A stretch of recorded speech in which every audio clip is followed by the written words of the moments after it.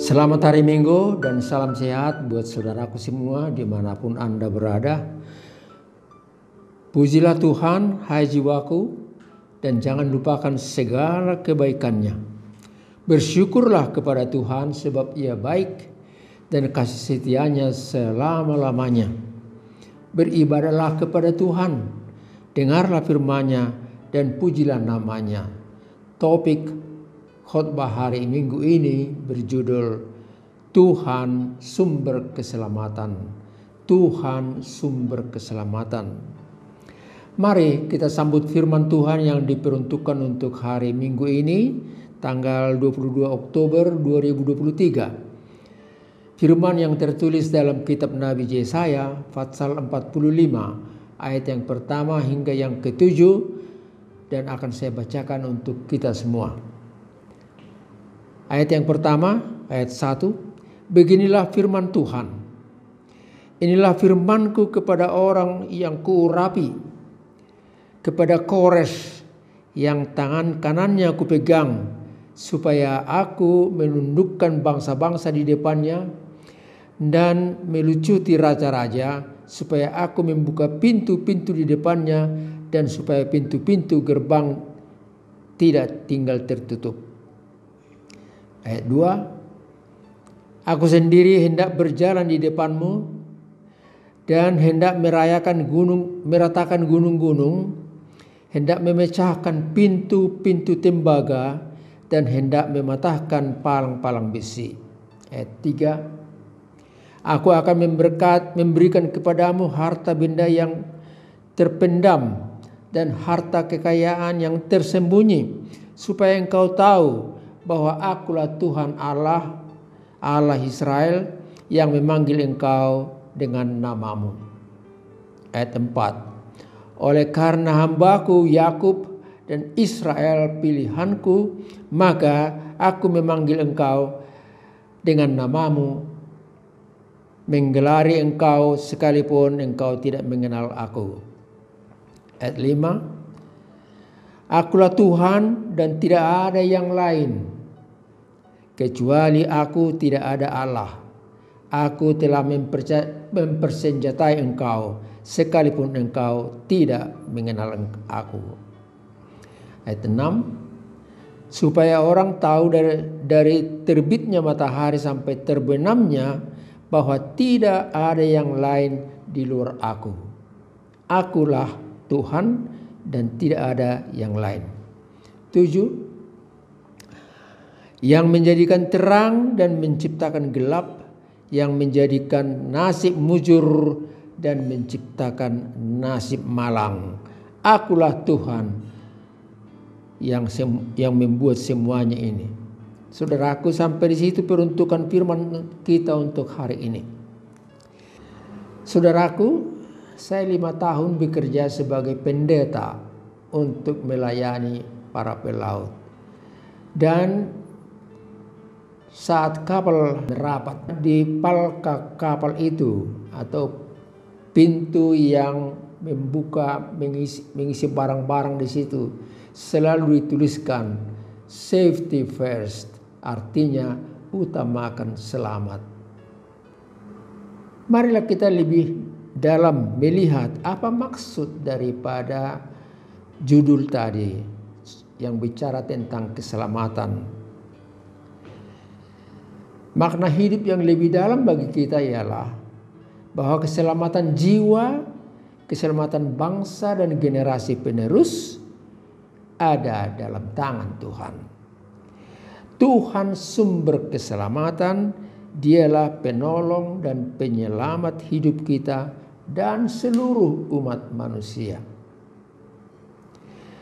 Marilah kita simak nas khotbah hari ini dari Yesaya pasal 45 tadi. Nabi Yeremia memberitakan bahwa keselamatan bangsa Israel yang ditawan selama 70 tahun di Babel, dijadikan budak, dipaksa kerja rodi, dan tidak ada jaminan upah seperti UMR di negara kita. Mereka 70 tahun bekerja di situ Itu dibuatkan dalam kitab Nabi Yeremia pasal 25 ayat 11. Ringkasnya kita buat seperti berikut. Tahun 597 ada 10.000 orang yang ditawan ke Babel, dan diantaranya disitulah Daniel dan teman-temannya, bahkan juga Yehezkiel yang kita ingat sebagai Nabi Tuhan. 10.000 orang ditawan. Tahun 586 sebelum Masehi, Yerusalem, Bait Allah, dan seluruh kerajaan Yehuda ditaklukkan dan dihancurkan. Ratap tangis, sedih dan pilu, menjadi tawanan budak selama 70 tahun di Babel. Itulah yang menekan perasaan dan mendukakan hati mereka. Tetapi apakah selamanya begitu? Apakah sejarah hidup mereka sudah berhenti? Tidak. Sejarah kehidupan ada di tangan Tuhan. Sejarah berjalan terus. Tuhanlah yang mengendalikan sejarah kehidupan bangsa, kehidupan kita, dan semua umat manusia. Kendali di tangan Tuhan, dan sejarah kehidupan umatnya juga di tangannya. Ada perubahan. Apa itu? Tahun 539 sebelum Masehi, Kores, Raja Persia, menaklukkan Babel dan mengizinkan umat Israel kembali ke Juda, dan umat Tuhan sangat-sangat senang dan sukacita menyambut pemberitahuan itu. Seperti mimpi, tidak pernah direncanakan, tetapi menjadi kenyataan. Sejarah itu, pembebasan itu tidak dilupakan dan selalu dinyanyikan saat umat Israel dalam ziarah ke Yerusalem menyanyikan itu dengan sukacita. Kita simak dari Mazmur 126 yang berbunyi demikian. Ketika Tuhan memulihkan keadaan Sion, keadaan kita seperti orang-orang bermimpi. Pada waktu itu mulut kita penuh dengan tertawa dan lidah kita dengan sorak-sorai. Pada waktu itu berkatalah orang di antara bangsa-bangsa, Tuhan telah melakukan perkara besar kepada kita, dan kita bersukacita. Orang-orang yang menabur dengan mencucurkan air mata akan menuai dengan bersorak-sorai. Orang yang berjalan maju dengan menangis sambil menabur benih, pasti pulang dengan sorak-sorai sambil membawa berkas-berkasnya. Saudaraku yang terkasih, sedemikian populernya Mazmur ini, banyak paduan suara, terutama paduan suara kaum pria, kaum bapak, menyanyikannya demikian. Dina mulakna tarbuang tinogi honi Jehovah, dan seterusnya. Dina mulakna tarbuang tinogi honi Jehovah, doson halak namar nipi namar lasniroha hita. Apa yang mau disampaikan khotbah ini untuk kita saat ini, tahun ini? Yang pertama, Tuhanlah sumber keselamatan kita. Tuhanlah sumber keselamatan kita. Dia penguasa, Dia punya cara dan memakai penguasa lain untuk mewujudkan rencananya.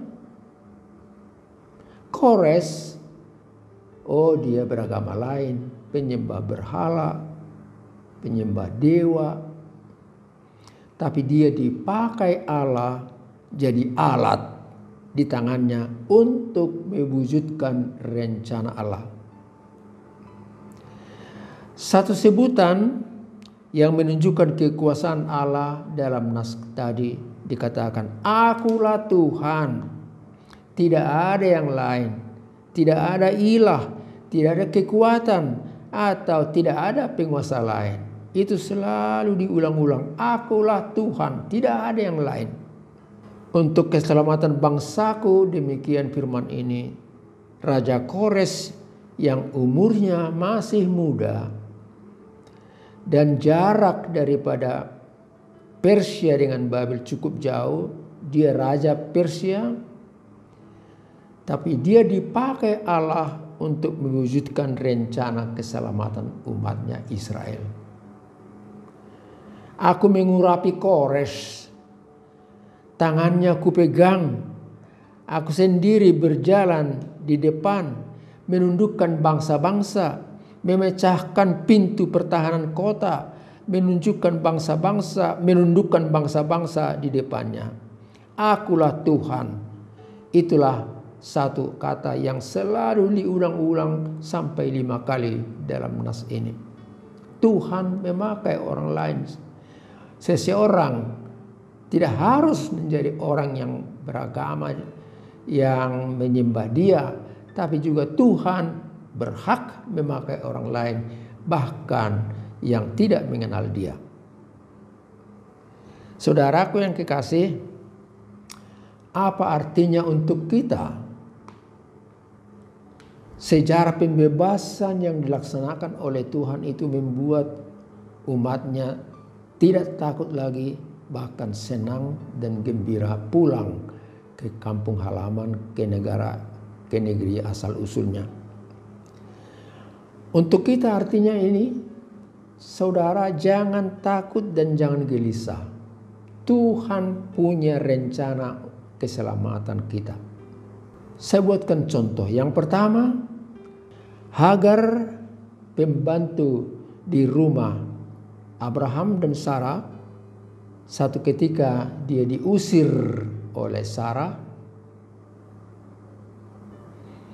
dan di luar rumah mereka itu Hagar sangat sedih. Sendiri, tidak ada sumber makanan, sumber hidup, tidak ada yang menolong. Di padang pasir itu Tuhan sedih. Tuhan berkata, Akulah El Roi, Allah yang melihat dan menolong kamu. Jangan takut. Demikian disampaikan dalam berita Kejadian tentang 16 ayat 13. El Roi,